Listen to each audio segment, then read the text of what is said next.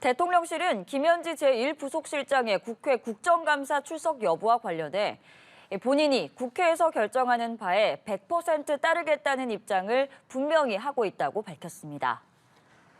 김남준 대통령실 대변인은 오늘 브리핑에서 이같이 전하며 그 입장에는 변함이 없다고 말했습니다. 김 대변인은 김현지 부속실장이 이 대통령의 국군의 날 행사에 동행하지 않은 것과 관련해서는 업무 인수인계 기간이라 과다한 업무가 집중돼 현장에 나갈 수 있는 상황이 아니었다고 설명했습니다. 더불어민주당은 김현지 전 총무비서관이 부속실장으로 보직 변경된 것이 국정감사 출석 회피용이라는 야당의 주장에 대해서 과대망상이라고 비판했습니다. 전현희 최고위원은 오늘 라디오 인터뷰에서 국민의힘이 이재명 정부의 발목 잡기로 무작정 국회 소환을 하는 억지를 부리고 있다며 이같이 말했습니다. 반면 국민의힘 유상범 원내수석 부대표는 원내 대책회의에서 1인자 만인지상에 위치해 않고서는 상상할 수 없는 창의적 인사라며 민주당은 떳떳하면 김 비서관을 출석시키라고 강조했습니다.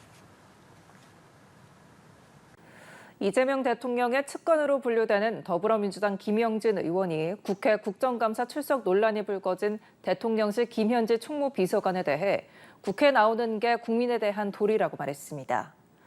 김 의원은 어제 MBC 라디오에 나와 상식적으로 판단했으면 좋겠다며 국회에 나와서 공직자로서 자기 입장을 표명하는 게 필요하다고 강조했습니다.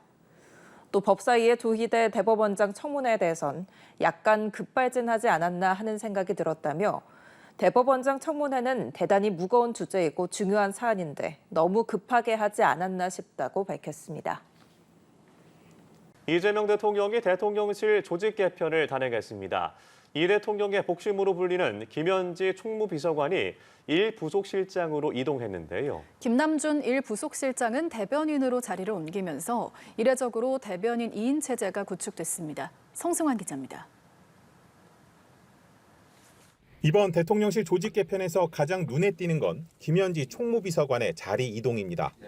대통령을 지근거리에서 보좌하는 제1부속실장을 맡았는데 국회 국정감사 출석 여부를 놓고 여야가 첨예하게 맞선 상황에서 이루어졌기 때문입니다.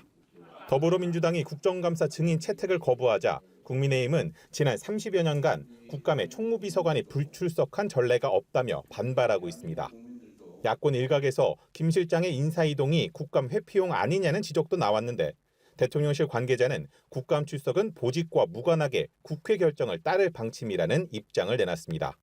이 관계자는 업무 효율성 등을 고려해 조직 개편이 필요한 시점이라고 판단했고 그에 따라 업무가 조정된 것이라며 확대 해석을 경계했습니다. 이번 개편으로 김남준 1부속실장이 대변인으로 자리를 옮기면서 이례적으로 대통령실 대변인 2인 체제가 꾸려졌습니다. 강유정 대변인이 최근 여당의 조희대 대법원장 사퇴 요구에 관한 질의에 답하는 과정에서 내놓은 발언이 논란을 빚은 것과 무관치 않다는 해석도 일각에서 나왔지만 대통령실은 대국민 소통을 더 늘리고 강화하는 차원이라고 강조했습니다. 이 같은 연쇄 이동으로 총무비서관은 윤기천 제2부속실장이 맡게 됐고 이 부속실장은 당분간 공석이 될 것으로 알려졌습니다. 대통령실은 또 홍보소통수석사나 디지털소통비서관을 비서실장 직속으로 바꾸고 정책홍보비서관실과 국정홍보비서관실을 통합했습니다. 이와 함께 비서실장 직속으로 국정기획자문단을 꾸려 각 분야의 전문가들과 각종 국정 현안을 점검하고 적극 대응해 나간다는 방침입니다. 연합뉴스TV 성수환입니다. 한편 김현지 전 총무비서관의 보직 변경을 두고도 정치권이 시끄럽습니다. 국민의힘에서는 국정감사 회피 꼼수라는 공세를 이어갔고요. 민주당은 과대망상적인 주장이다라고 맞받았는데 이 공방은 어떻게 봐야겠습니까?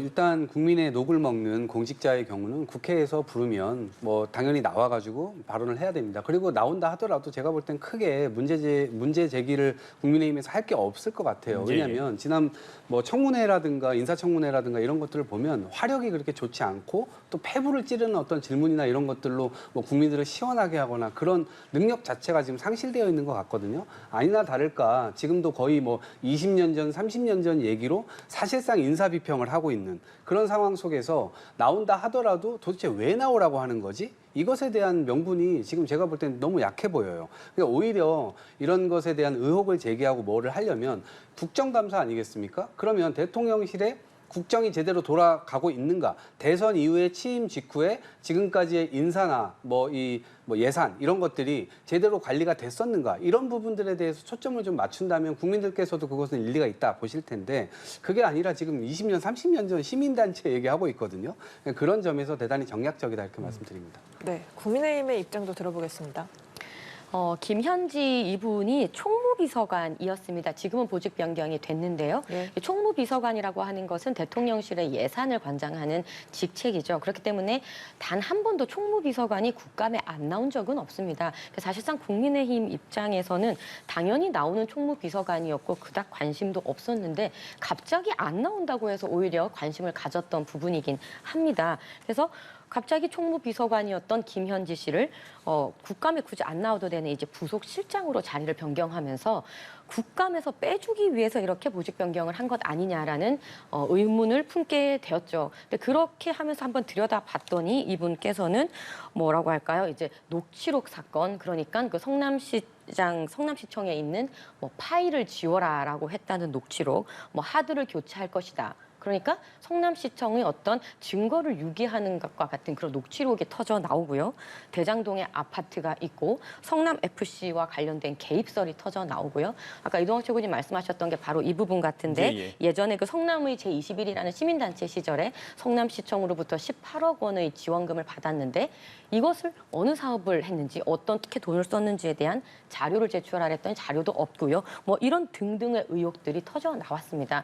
그래서 사실상 이 부분은 저는 좀 민주당과 이재명 정권이 조금 실기한 것 아닌가. 굳이 이렇게 관심을 끌 필요가 없었는데 이제는 만사현통이다. 그러니까 모든 것은 김현지를 통해서 이루어진다라는 만사현통이라는 말까지 나오게 됐기 때문에 이러한 의혹들을 떨치고 가야만 하는 형국이 되었습니다. 예, 알겠습니다.